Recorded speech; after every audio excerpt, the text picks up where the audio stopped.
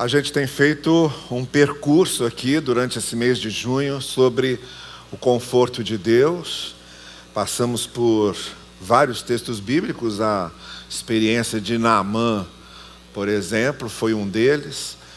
E estamos concluindo essa nossa jornada na tentativa de compreender como Deus nos conforta.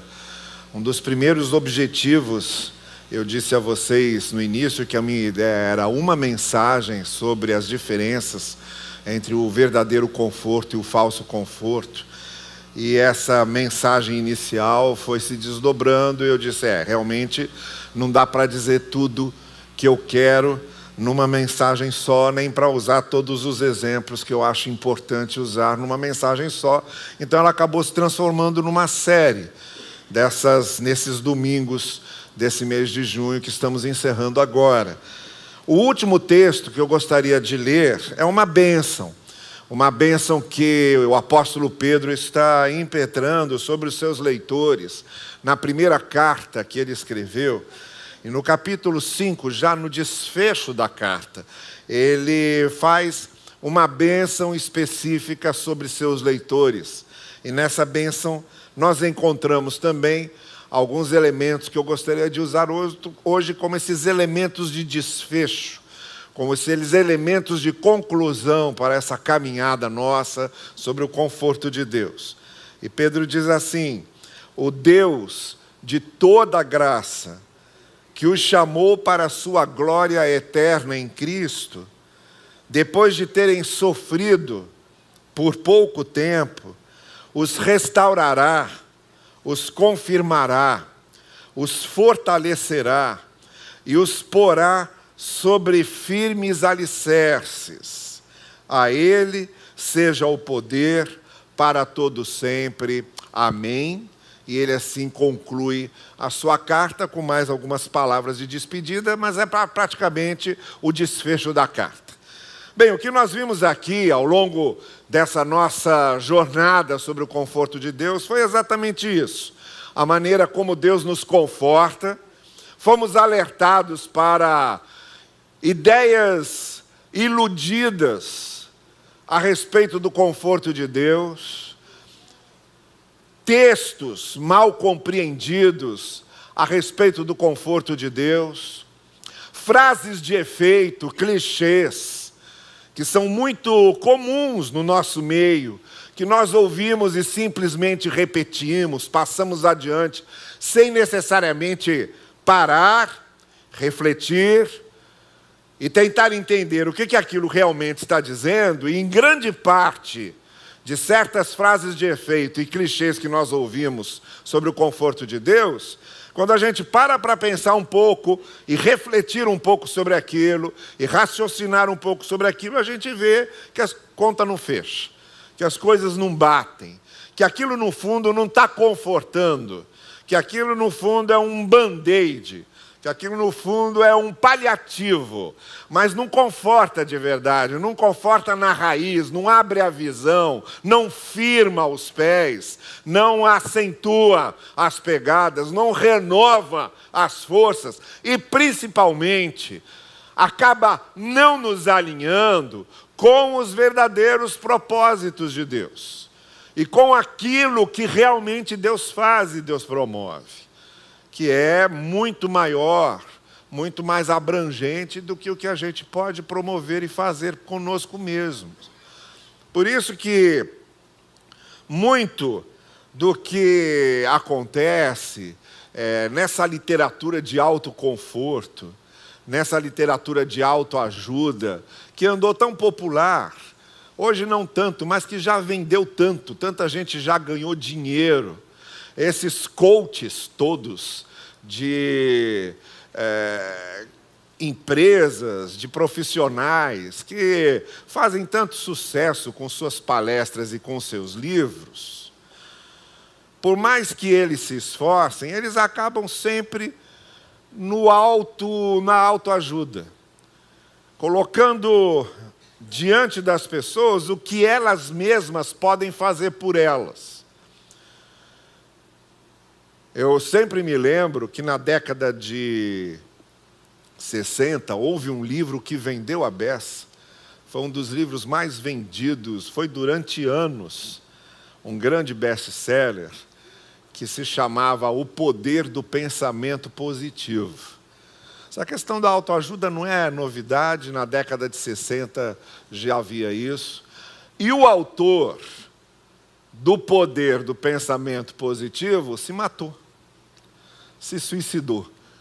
Quer dizer, o que valia para valor do pensamento positivo para os leitores, parece que não valia muito para ele mesmo como escritor. Então, essa questão de autoajuda, ela esbarra sempre nessa coisa mais de limite, de fronteira, que é nós mesmos nos ajudarmos.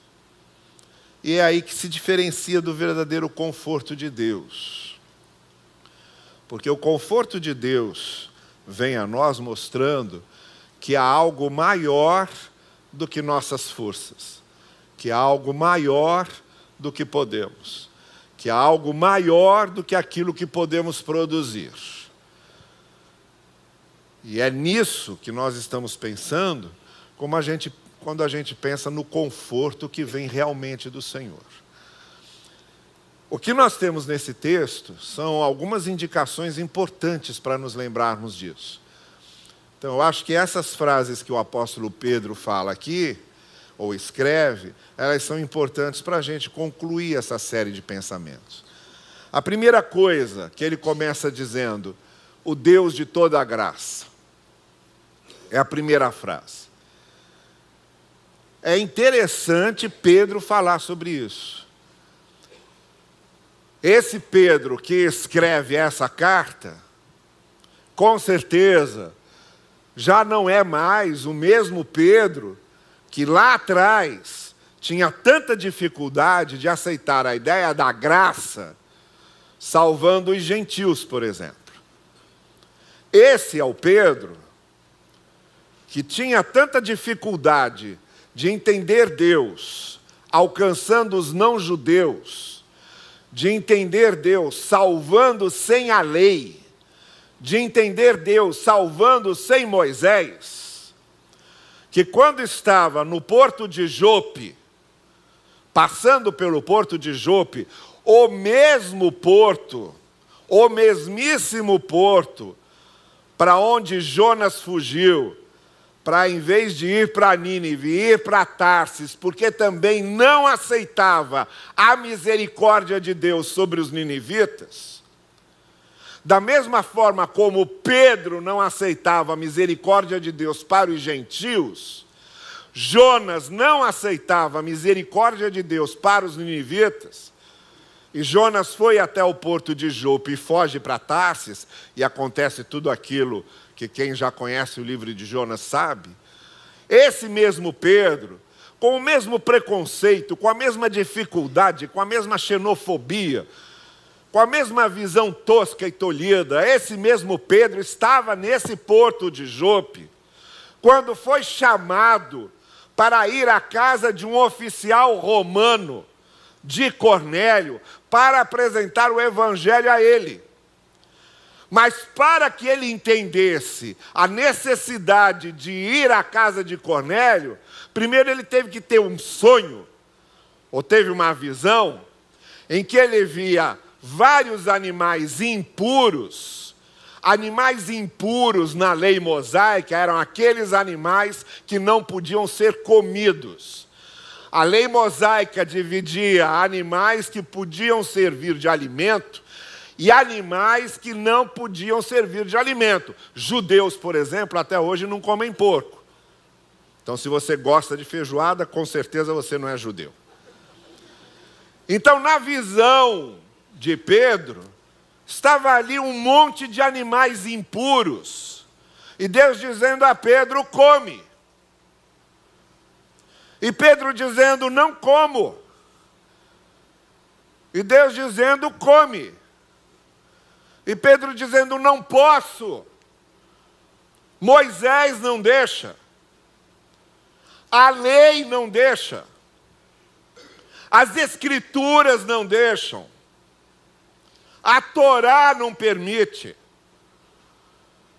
Os líderes judaicos não permitem. Os sacerdotes não permitem, os rabinos não permitem, os mestres da lei não permitem, não posso comer. E Deus diz: eu é quem determina o que é puro e o que é impuro. Coma. E aí Pedro desperta do sono, Pedro volta deste sonho, e imediatamente chega o emissário que vai à sua casa para chamá-lo, para levá-lo à casa de Cornélio. E aí Pedro liga os pontos. Pedro diz: se Deus não tivesse preparado o meu coração dessa forma, eu jamais iria na casa desse impuro. Eu jamais entraria na casa desse impuro. Muito menos um impuro dominador. Muito menos o impuro invasor, muito menos o impuro imperialista, muito menos o impuro que representava o poder de Roma na Palestina, muito menos o impuro que representava a cobrança de impostos para Roma, muito menos o impuro que representava César com todo o seu poder. Mas depois desse sonho, Pedro foi lá. E aí acontece tudo aquilo que quem conhece o livro de Atos sabe, de que maneira Cornélio vai confessar a Cristo, será batizado com sua família. Esse é o mesmo Pedro que, apesar disso, ainda continuou resistente, igual Jonas. Porque vocês acham que o fato de Jonas ter sido engolido pelo grande peixe resolveu o problema? Não resolveu. Jonas continuou o mesmo. Jonas foi para cima de um monte e ficou lá esperando Nínive ser destruída. Jonas fez um sermão picareta, levou uma mensagem picareta. Depois de ter sido alvo da graça e da misericórdia de Deus, liberto do ventre do peixe, ele chega em Nínive com um sermão picareta, insensível, e diz aos ninivitas, numa frase que no hebraico original tinha só 5 palavras, e que é traduzido por mais 40 dias e Nínive será destruída. Essa foi a mensagem de Jonas. E saiu de lá e foi para cima de um monte, fez para si uma cabana e ficou ali esperando para ver Nínive ser destruída. E ficou horrorizado de ver que Nínive não foi destruída. Pelo contrário, o rei se converteu, a cidade se converteu, houve um jejum e uma contrição comunitária que envolveu toda a capital, Nínive, todos aqueles que moravam ali. E Jonas ficou profundamente desolado, triste. Olha, tem muito pregador que quando faz apelo fica desolado e triste porque não tem conversão no final do sermão dele. Jonas ficou desolado e triste porque a cidade inteira se converteu.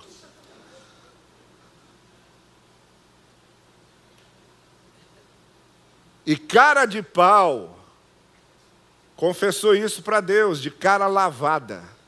De cara lavada, ele diz para Deus assim: eu não queria ir lá, porque eu sei que tu és um Deus de misericórdia, e tu ias acabar perdoando. Por isso que eu não queria ir lá. Pedro, que tinha muito desse Jonas, vocês pensam que a situação do sonho resolveu? Não, não resolveu.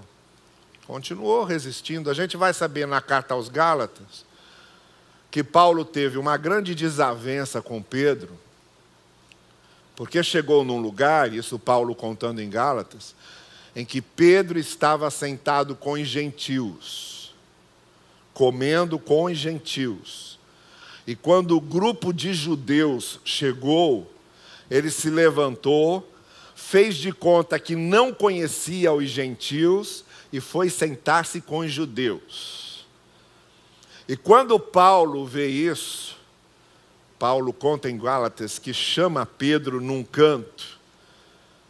E aí vem o que Paulo colocou lá, eufemisticamente, como uma não pequena contenda com Pedro. O que significa que foi um bate-boca doido. Se a gente conhece bem o temperamento de Paulo, já pode ficar imaginando o que Paulo falou para Pedro. Esse Pedro agora, finalmente, nessa carta, a palavra graça aparece várias vezes. Esse Pedro que tinha enorme dificuldade em aceitar a ideia da graça, da misericórdia, de Deus tendo graça e misericórdia e perdoando, mesmo aqueles que para ele não mereciam ser perdoados, nessa carta, Pedro usa várias vezes a palavra graça e começa esse texto dizendo, o Deus de toda graça. É como ele nomeia Deus. Vou dar um nome para Deus. O Deus de toda graça. Assim como as pessoas chamam Deus Todo-Poderoso, o Deus Altíssimo, Pedro chamou de o Deus de toda graça. E a gente começa aqui aprendendo que o conforto de Deus vem a nós não porque merecemos, mas por causa da sua graça. Deus não nos ama porque merecemos. Deus nos ama porque precisamos do seu amor. Deus não nos ama por nossos méritos. Deus nos ama porque Ele sabe que precisamos do amor dEle. Deus não nos ama porque somos bons. Deus não nos ama porque obedecemos todos os mandamentos. Deus não nos ama porque não pecamos. Deus nos ama por causa da sua graça. Deus nos ama porque nos ama. Deus nos ama porque Ele sabe que precisamos do seu amor de maneira visceral. Então é assim que Pedro começa nos falando sobre o conforto de Deus. Deus nos conforta e nos conforta sempre. E está sempre interessado em nos confortar porque Ele é o Deus de toda a graça. Graças a Deus que nós não somos julgados nem tratados por Deus de acordo com nossos merecimentos. É isso que Paulo fala na carta aos Romanos. E muito especialmente nos capítulos 8, 9 e 10, que são considerados os capítulos mais problemáticos de Romanos, porque está falando da questão da predestinação. Predestinação para Paulo, em que Paulo diz que fomos chamados por Deus. Predestinação de Paulo não tem nada a ver com Deus escolher quem vai ser salvo e quem vai ser perdido e fazer isso de antemão. Predestinação para Paulo é esse mistério de Deus ter resolvido nos salvar pela graça e não pelo cumprimento da lei. O que Paulo diz aos Romanos nos capítulos 9, 10 e 11 é o seguinte, é um grande mistério que eu não sei explicar para vocês, assim como Deus separa Jacó e não Esaú, que é outro grande mistério, porque um e não outro, justamente o mais problemático, assim como é um grande mistério, porque Jacó e não Esaú, é um grande mistério, porque que Deus salva pela graça e não pelo cumprimento da lei. Quando Paulo foi falando sobre a graça em Romanos, ele já imaginou a pergunta que o pessoal judeu ia fazer lá. E Moisés? E a lei? E como é que fica isso? E aí que Paulo entra nos capítulos 9, 10 e 11, dizendo, olha, fomos predestinados para a salvação. Predestinados para a salvação no sentido de que Ele resolveu nos salvar pela graça. E não por nossos méritos. E não por nossos merecimentos. É um mistério que eu não sei explicar. E aí ele diz, mas ainda bem que é assim. Porque se nós fôssemos salvos pela lei, ninguém se salvaria.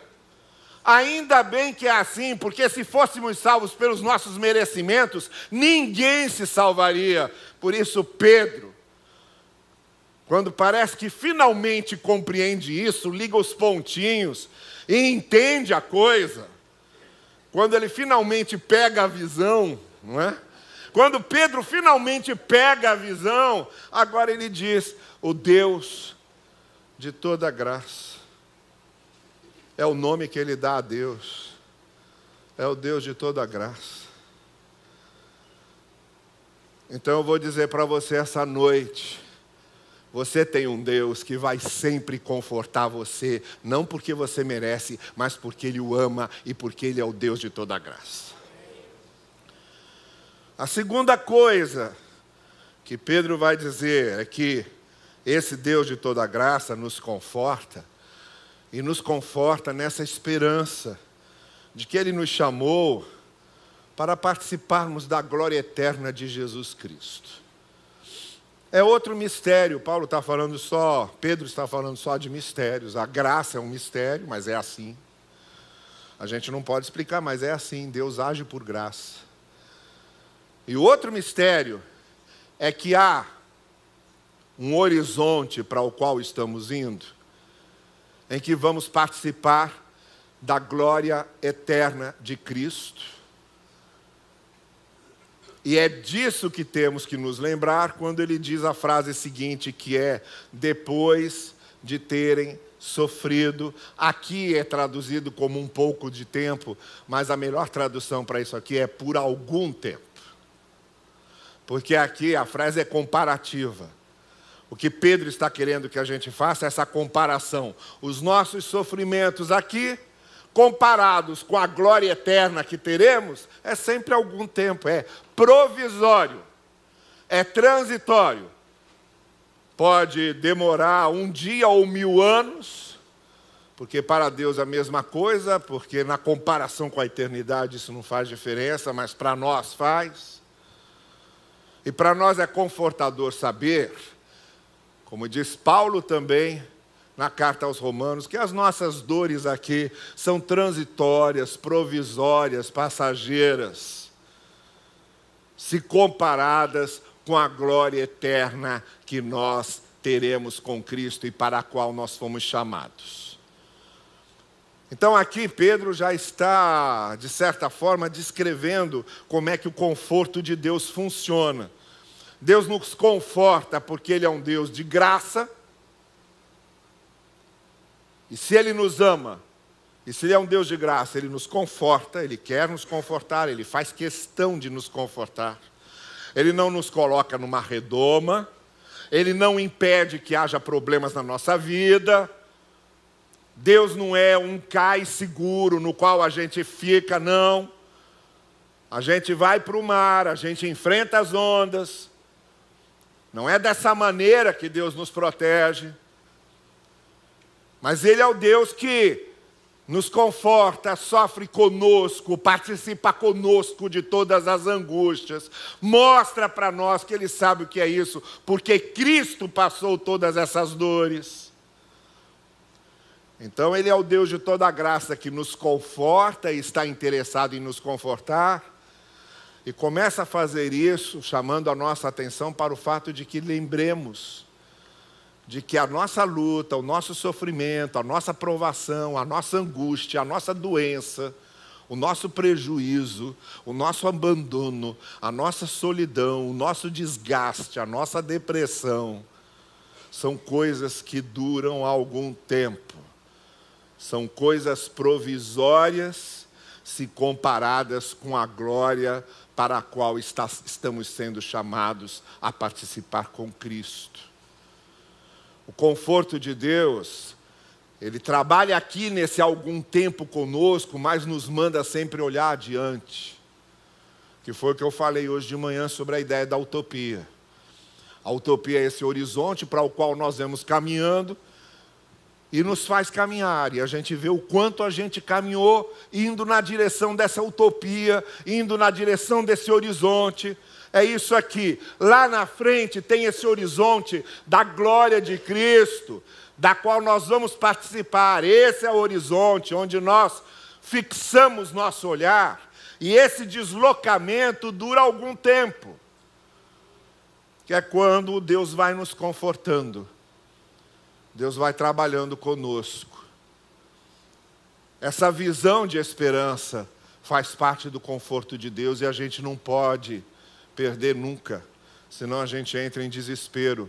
Por isso que o apóstolo Paulo diz também: miseráveis aqueles que têm os seus olhos voltados só para o que acontece agora, cuja esperança está só nesse momento presente. Alguma coisa no nosso olhar de fé precisa nos lançar para o que transcende esse lugar presente, para o que transcende esse momento presente, que é o horizonte. Que o Teilhard de Chardin, um jesuíta arqueólogo francês, que fez muitas pesquisas arqueológicas sobre sítios bíblicos, ele tinha a teoria do ponto ômega.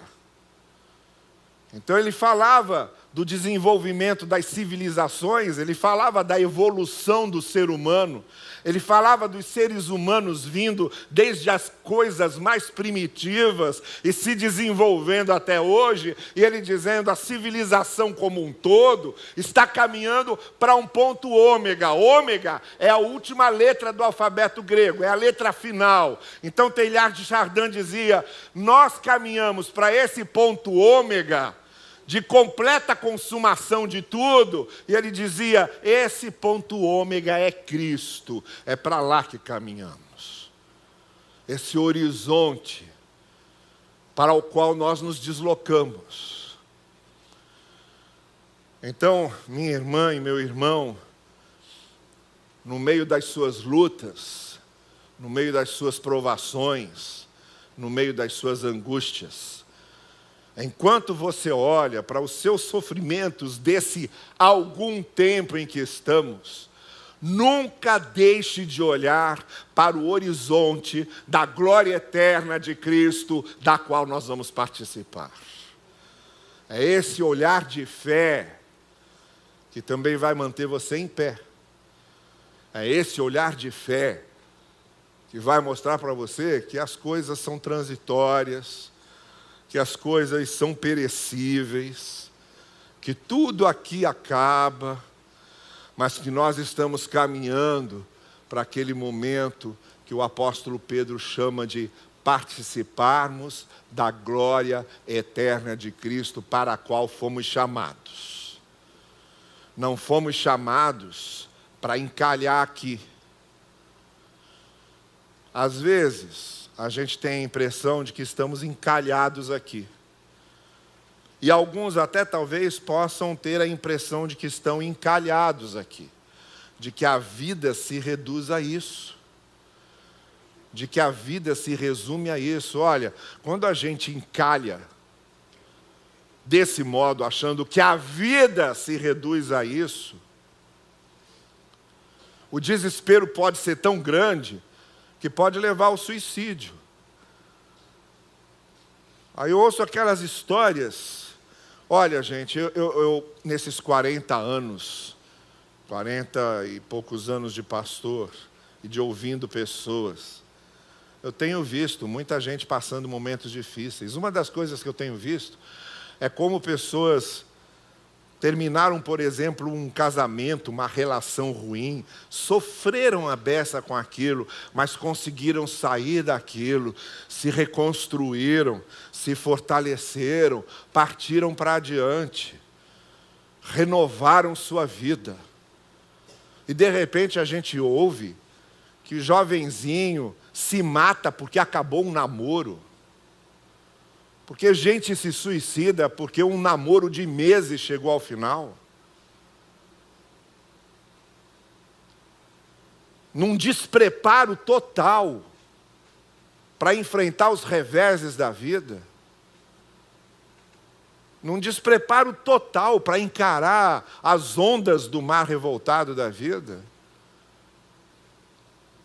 Esse desespero de reduzir a vida a um namoro, reduz a vida a um namoro que acabou, a um relacionamento que não deu certo, a um emprego que não conseguiu, a uma herança que perdeu, a um negócio que faliu, reduz a vida a isso, não é à toa que acabam se matando.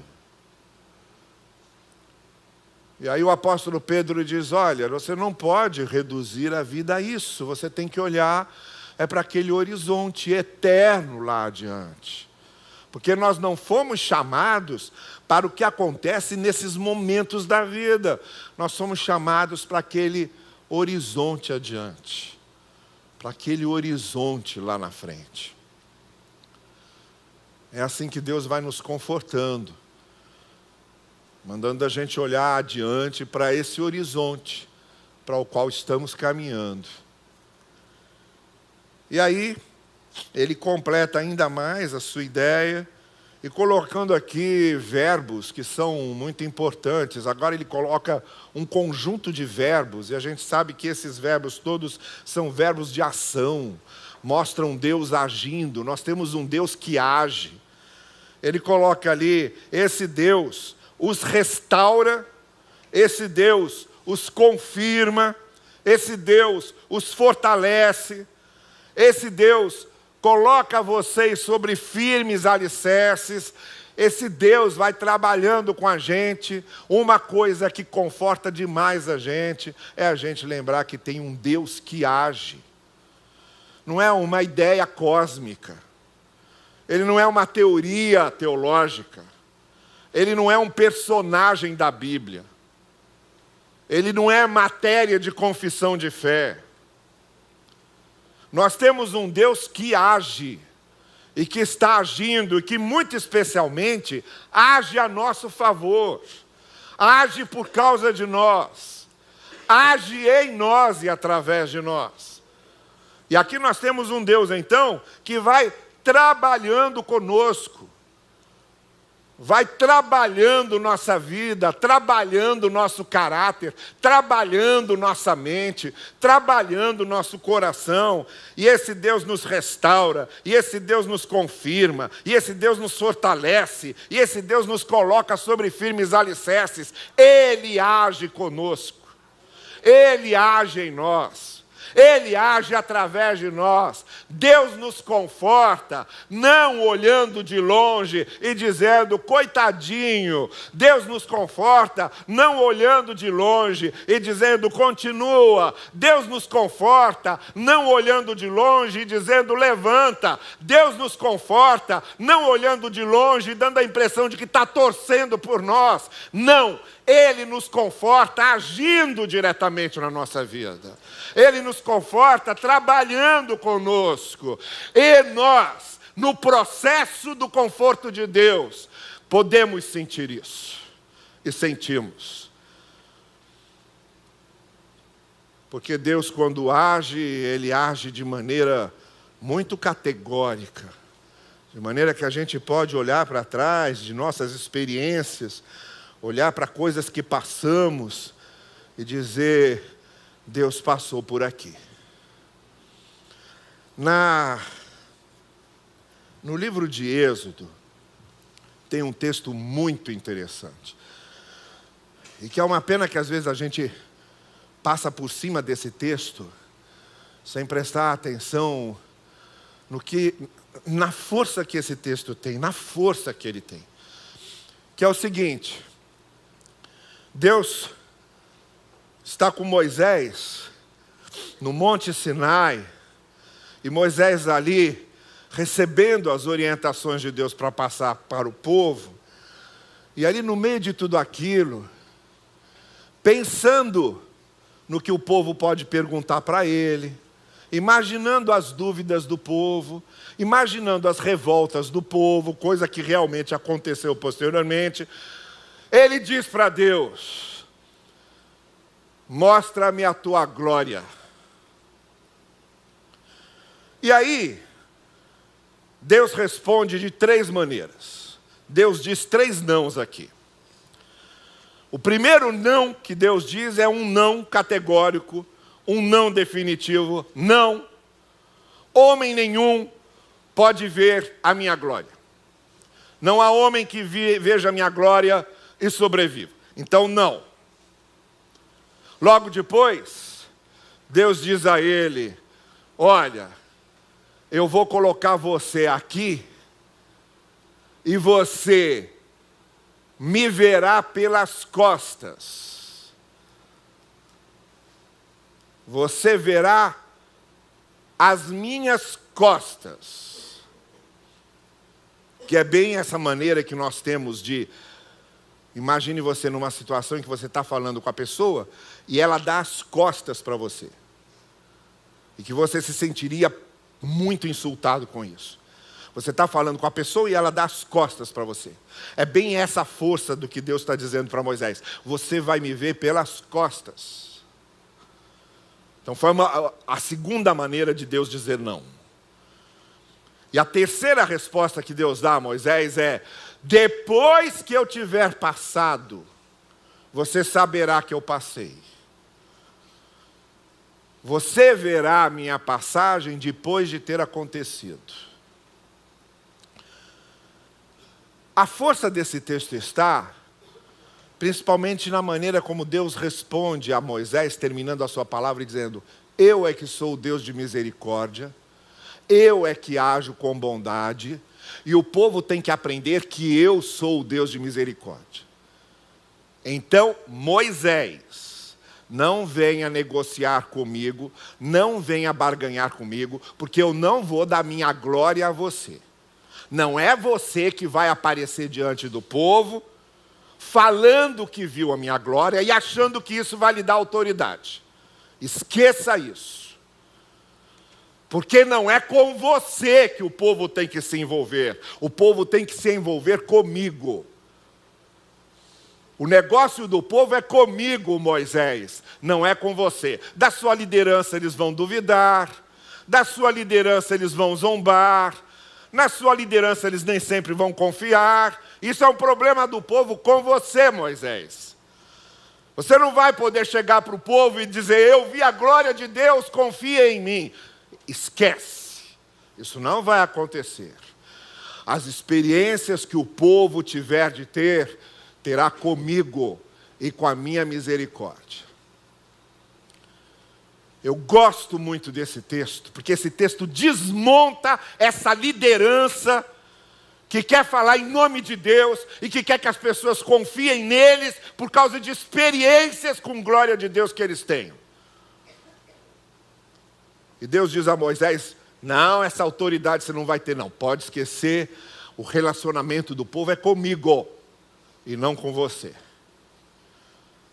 Mas o que me chama muito a atenção nesse texto é Deus deixando bem claro que a presença dele, às vezes, a gente só vai descobrir depois.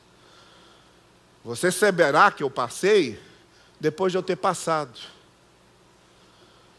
Então, o que Pedro está dizendo aqui, nem sempre a gente sente.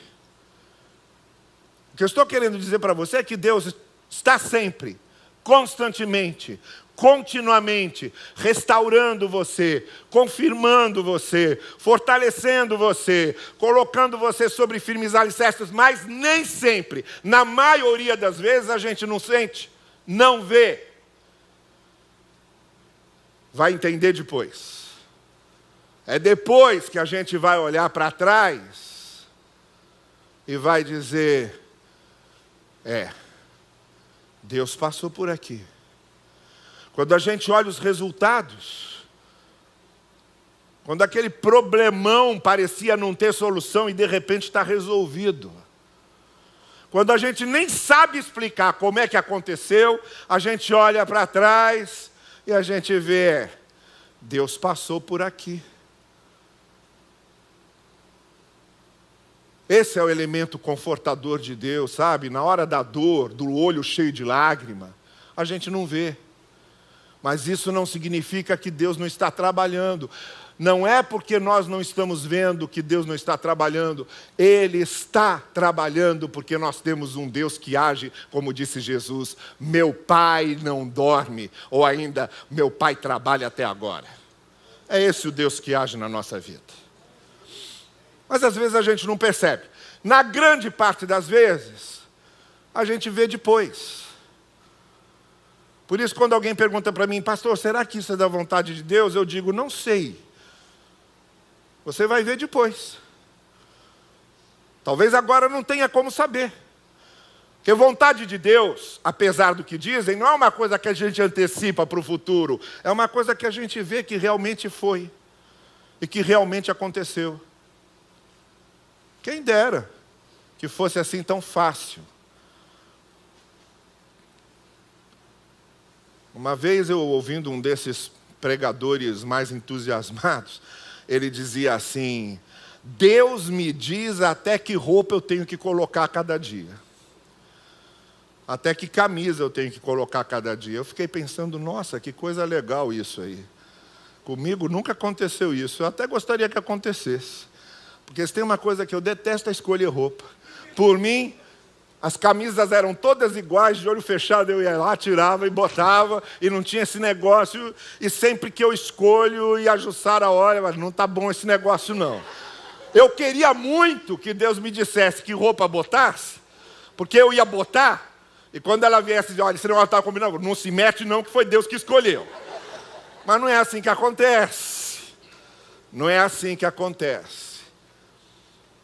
Não. Deus não trabalha desse jeito. Na maioria das vezes, a gente vai ver que foi vontade de Deus quando a gente olha para trás. Quando a gente faz o balanço. Quando a gente observa os resultados. Porque às vezes os processos da vontade de Deus levam anos.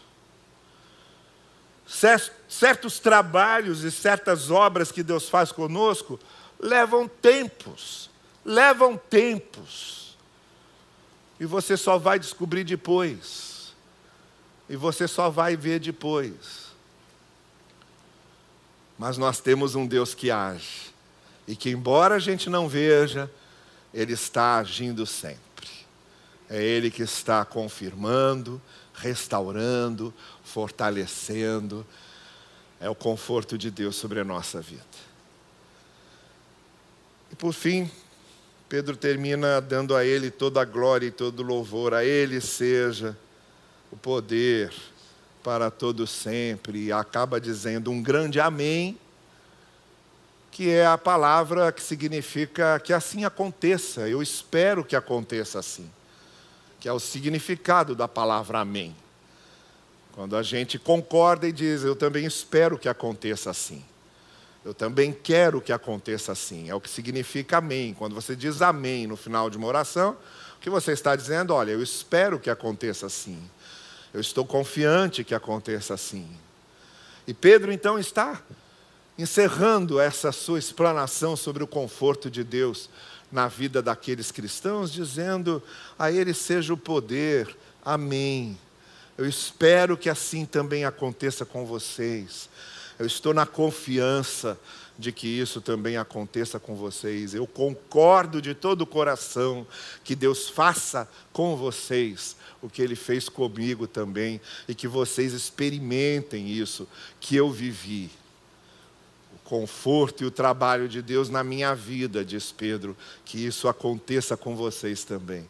E a maneira como eu também encerro essa série que nós fizemos aqui sobre o conforto de Deus. Eu também espero que você experimente cada vez mais esse Deus que conforta, esse Deus que trabalha na nossa vida, esse Deus que nos confirma, esse Deus que nos fortalece, esse Deus que, embora não nos coloque numa redoma, embora Ele não nos coloque numa bolha, para que nada de ruim aconteça, porque não é assim que acontece a proteção de Deus, é o Deus que está do nosso lado, é o Deus que acalma as tempestades, é o Deus que nos ajuda a vencer os filisteus da vida, é o Deus que nos ajuda a vencer os mares encapelados da vida.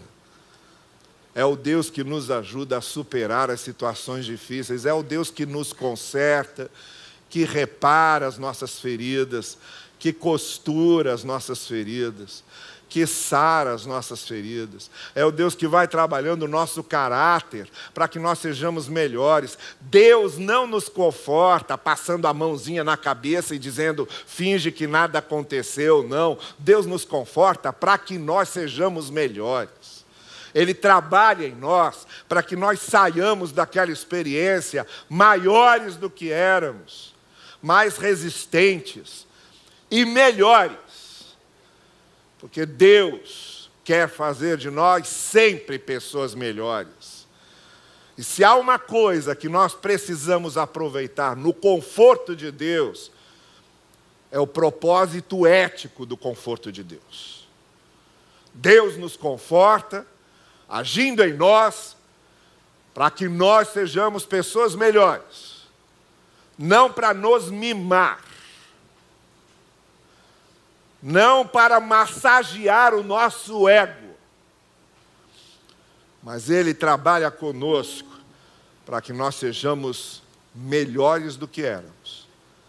A cada conforto de Deus, a cada ação de Deus na nossa vida, como disse Jesus àquela mulher, vai e não faça mais isso. Vai e mude. Vai e seja melhor. Ninguém te condenou, nem eu te condeno. Mas eu quero que você seja diferente. Levante-se, siga e seja melhor.